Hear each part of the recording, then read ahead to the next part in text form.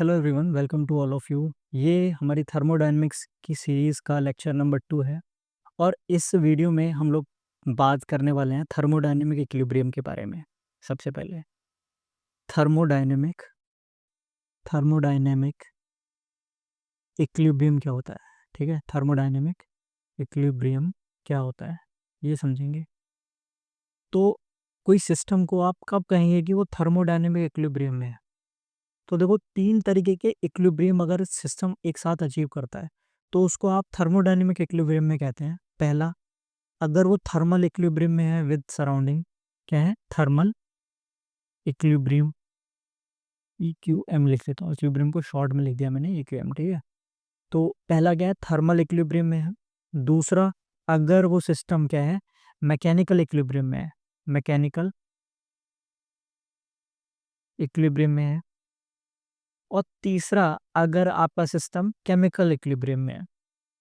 और इन सबसे क्या मतलब है ये भी हम समझते हैं। केमिकल इक्विलिब्रियम में, ठीक है, तो अगर ये 3 तरीके के इक्विलिब्रियम सिस्टम एक साथ अचीव कर लेता है तो आप क्या कहते हैं कि जो आपका सिस्टम है वो थर्मोडायनेमिक इक्विलिब्रियम में है। पहला, थर्मल इक्विलिब्रियम।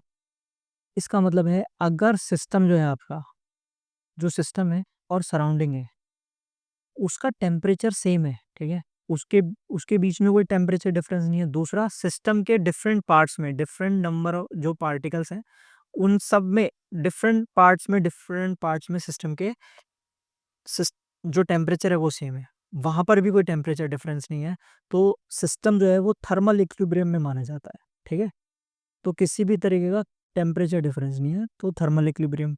दूसरा, मैकेनिकल इक्विलिब्रियम कब कहेंगे आप, यानी कि सिस्टम में डिफरेंट पार्ट्स में क्या है, कोई भी प्रेशर डिफरेंस नहीं है, जिसकी वजह से कोई भी फोर्स सिस्टम के अंदर काम नहीं कर रही है ना, किसी भी तरीके का कोई भी इंटरेक्शन नहीं हो रहा है, कोई भी अट्रैक्शन नहीं हो रहा है, तो फोर्स क्या है, कोई भी फोर्स इंटरनली काम नहीं कर रही है सिस्टम के अंदर, है ना।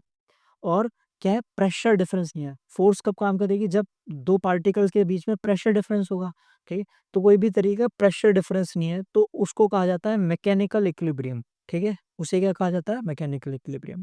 केमिकल इक्विलिब्रियम कब कहेंगे, अगर सिस्टम के अंदर डिफरेंट पार्ट्स में कंसंट्रेशन सेम है। ठीक है, ऐसा नहीं है कि भाई एक तरफ कंसंट्रेशन जो है वो ज़्यादा है, एक तरफ कम है। अगर ऐसा होगा तो सिस्टम जहाँ पे कंसंट्रेशन कम होगी, कुछ पार्टिकल वहाँ को जाना चाहेंगे और कंसंट्रेशन अचीव करना, मतलब इक्वल अचीव करना चाहेंगे, तो एक तरीके की केमिकल रिएक्शन होगी। ठीक है, तो ऐसा नहीं होगा, क्यों, क्योंकि सिस्टम अगर क्या है, सिस्टम की थ्रू आउट डिफरेंट पार्ट्स में कंसंट्रेशन सेम है और कोई भी केमिकल रिएक्शन नहीं हो रही है, तो उसको कहा जाता है केमिकल इक्विलिब्रियम।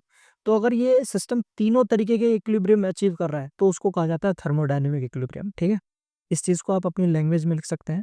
ठीक है, कि थर्मोडायनेमिक इक्विलिब्रियम क्या होता है। तो आई होप ये आपको समझ में आया होगा। इसके बाद हम बात करते हैं डिफरेंट चीज़ों की जो हमने समझनी है। तो पहली चीज़ जो मैंने आपको बताई थी कि हम लोग अ, इस वीडियो में देखेंगे स्टेट फंक्शन क्या होता है, state variable and path variables. Path variables देखेंगे एंड स्टेट वेरिएबल्स देखेंगे। तो स्टेट वेरिएबल क्या होते हैं, पाथ वेरिएबल क्या होते हैं, ये देख लेते हैं। तो देखो, जैसे कि मैंने आपको बताया, एक पीवी डायग्राम होता है, पी वी डायग्राम होता है, और इसमें क्या है कि डिफरेंट पॉइंट्स जो हैं वो सिस्टम की डिफरेंट स्टेट्स को दिखाते हैं। तो सपोज कोई सिस्टम जो ए पॉइंट पर है, ठीक, और यहाँ पर उसका जो सिस्टम का जो टेम्परेचर और प्रेशर है वो क्या है आपका, यहाँ पर P1 और V1 है, टेम्परेचर प्रेशर, और सॉरी प्रेशर और वॉल्यूम। और यहाँ पर उसका जो प्रेशर और वॉल्यूम है वो ऑब्वियसली अलग होगा, तो उसको P2 V2 कह दो आप। अब ये जो सिस्टम है, ए से इस पॉइंट बी तक आने में किस पाथ से आया, सपोज इस पाथ से आया एक, तो है ना, एक इस पाथ से आया है, ऐसे करके आ जाए। तो जब ये डिफरेंट पाथ से आएगा तो इसमें क्या डिफरेंस आएगा, ठीक है। अगर स्टेट वेरिएबल क्या होते हैं इसको समझते हैं। तो देखो स्टेट वेरिएबल वो होते हैं कि आप किसी भी पाथ से आओ, ठीक है, इधर देखो, अ, इसको थोड़ा और अच्छे से समझते हैं कि ये पॉइंट पॉइंट ये है। तो ऐसे थर्मोडायनेमिक वेरिएबल क्या होते हैं पहले ये देख लो। थर्मोडायनेमिक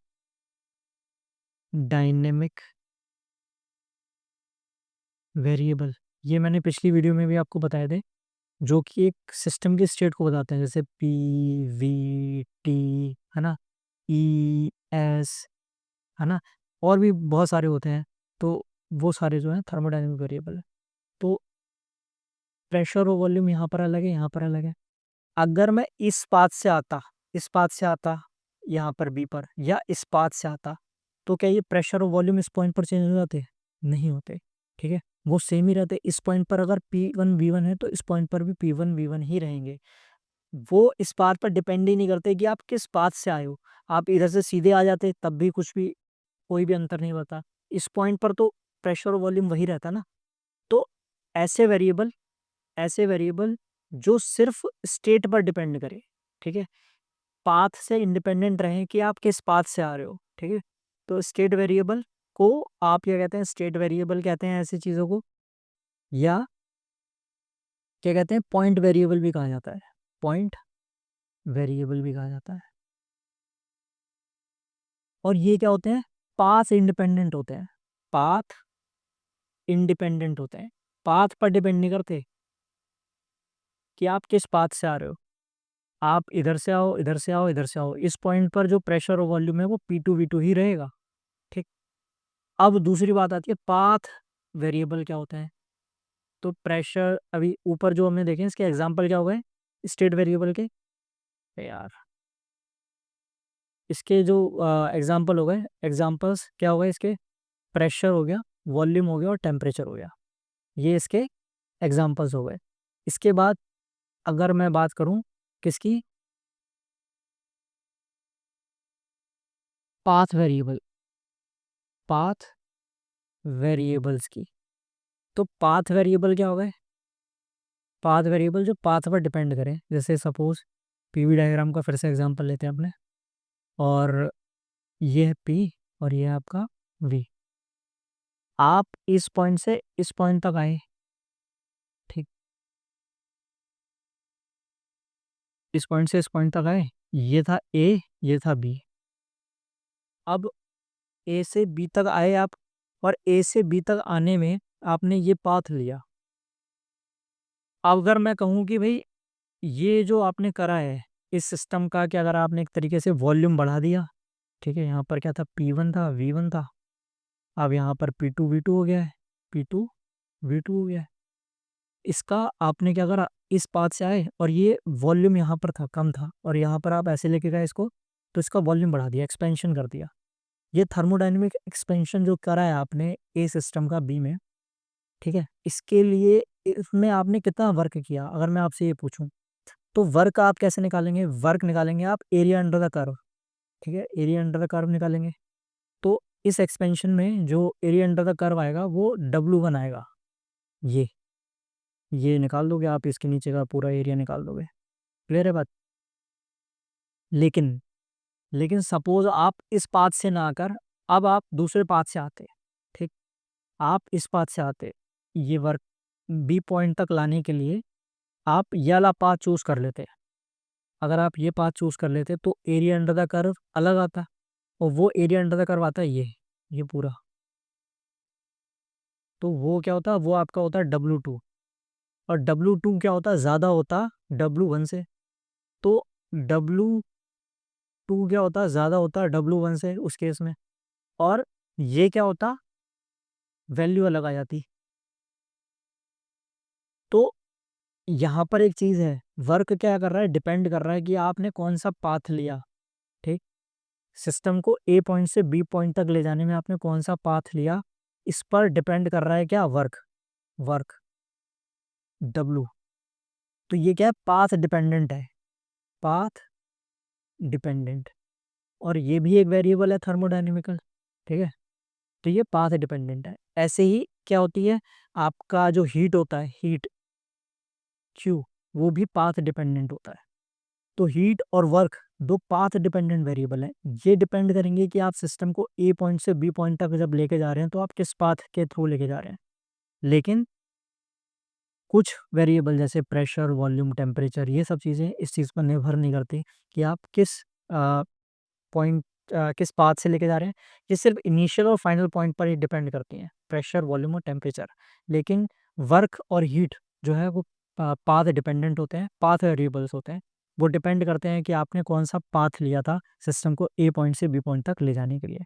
ठीक है, तो आई होप ये चीज़ आपको समझ में आ गई होगी कि पाथ वेरिएबल्स क्या होते हैं और आपका पाथ वेरिएबल्स क्या होते हैं और स्टेट वेरिएबल्स क्या होते हैं। तो इसके बाद हम बात करने वाले हैं हीट की और वर्क की। हीट क्या होता है और वर्क क्या होता है, ठीक है। हीट और वर्क की बात करते हैं। तो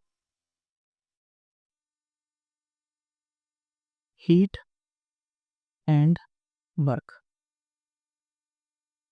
की, तो आप समझो, पहली चीज़ मैं बताता हूँ हीट क्या है। तो heat is a mode of transfer of energy, mode of transfer of energy.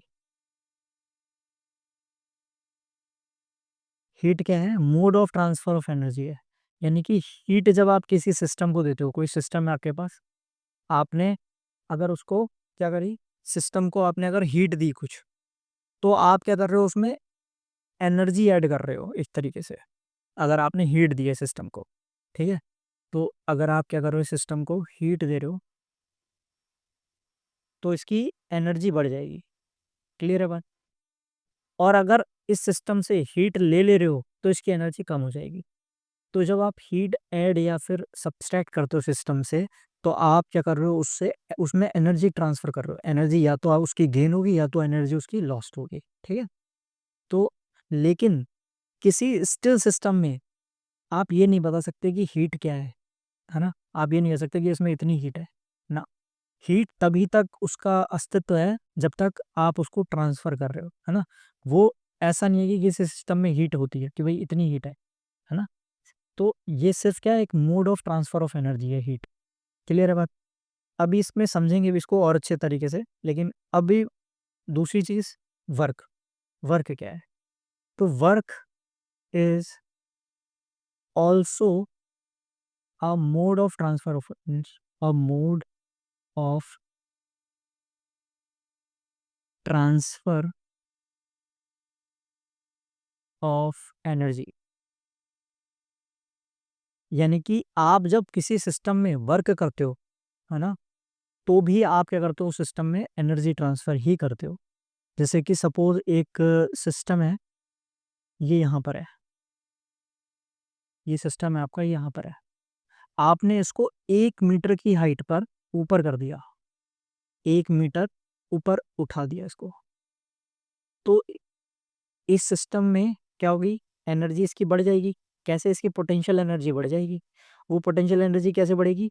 mgh। 1 metre height पर इसका कुछ भी वेट होगा, आपने ऊपर कर दिया तो इसकी पोटेंशियल एनर्जी बढ़ गई। तो अभी आपने क्या करा, जब वर्क करा, और ये काम करने के लिए 1 मीटर ऊपर उठाने के लिए आपने नेसेसरली कुछ आपने वर्क किया है इस पे, है ना, वर्क करा है कुछ। तो वर्क जो करा आपने, वो क्या हुआ, पोटेंशियल एनर्जी इसकी बढ़ा दी सिस्टम की। तो लेकिन जब किसी सिस्टम की एनर्जी बढ़ जाती है तो आप नहीं कह सकते कि सिस्टम के अंदर इतना वर्क है। वर्क बस एक रास्ते की चीज है, और ऐसे ही हीट भी एक रास्ते की चीज है। इसका बाद में सिस्टम में, रुके हुए सिस्टम में कोई अस्तित्व नहीं है। ये नहीं कह सकते कि इस सिस्टम में इतना वर्क है, नहीं कह सकते आप वर्क करके सिस्टम की एनर्जी बढ़ा या घटा सकते हैं, बस, और कुछ नहीं कर सकते। ठीक है, तो लेकिन अब दोनों ही चीज़ें सेम हो गई, वर्क और हीट अभी आपको सेम लगेगा, लेकिन इधर एक डिफरेंस है, एक मेजर डिफरेंस है वर्क और हीट में। तो वो समझते हैं क्या डिफरेंस, डिफरेंस क्या है इनके बीच में। Difference between work and heat. ठीक है, तो हीट क्या है? हीट जो है डिसऑर्डर्ड मोशन है। हीट क्या है? डिस हीट की वजह से क्या होता है, सिस्टम में डिसऑर्डर्ड मोशन होता है। हीट की वजह से सिस्टम के अंदर क्या होता है, डिसऑर्डर्ड मोशन होता है। जैसे अगर आपने, ये आपका क्या है, सिस्टम है और इसको आपने क्या करा, हीट दी। आपने किसी भी उससे, है ना, इसको क्या करा, हीट दी, है ना, इसमें हीट ट्रांसफर हुआ।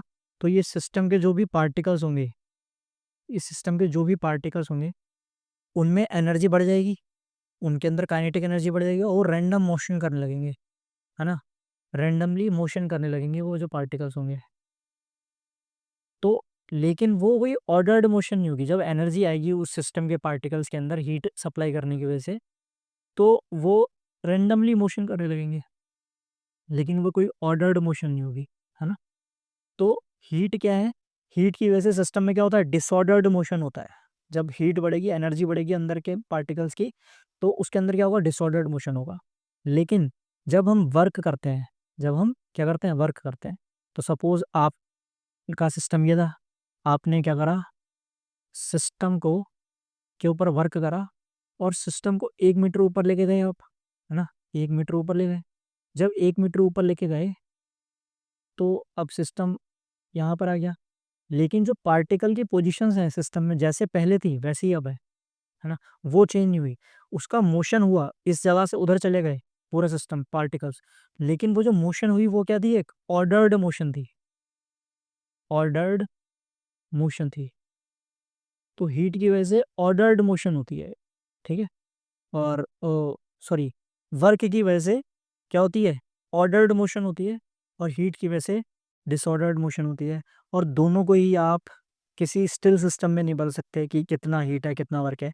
ये बस एक क्या है, वो मीन्स हैं, वो मोड हैं जिनकी वजह से आप किसी सिस्टम में एनर्जी ऐड कर सकते हो या कि एनर्जी सब्सट्रैक्ट कर सकते हो। तो आई होप ये जो चीज़ है आपको क्लियर हुई होगी इस वीडियो में, कि हीट क्या होता है, वर्क क्या होता है ना, और किस तरीके से आप समझ सकते हो हीट और वर्क को। अब जो नेक्स्ट वीडियो रहेगी उसमें हम लोग क्या क्या देखने वाले हैं ये देख लेते हैं। पहली चीज़, हम एक तो देखेंगे zeroth law of thermodynamics, zeroth law देखेंगे, ठीक है।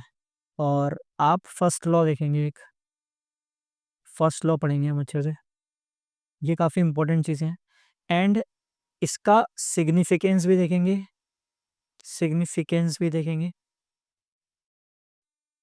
और क्या है, लिमिटेशंस भी देखेंगे, ये क्योंकि काफ़ी इंपॉर्टेंट है। और जो नेक्स्ट वीडियो रहेगी उसमें जो फर्स्ट लॉ ऑफ थर्मोडायनेमिक जो लॉ है, फर्स्ट लॉ ऑफ थर्मोडायनेमिक्स, उसके एप्लीकेशंस देखेंगे कि उससे आप किस तरीके से ड्राइव कर सकते हो C P minus C V equals to R, है ना। तो ये चीज़ भी हम देखेंगे। तो आई होप ये जो वीडियो है आपके लिए काफ़ी हेल्पफुल रही होगी। वीडियो को लाइक और सब्सक्राइब ज़रूर कीजिएगा चैनल को। Thanks for watching this video, thank you so much.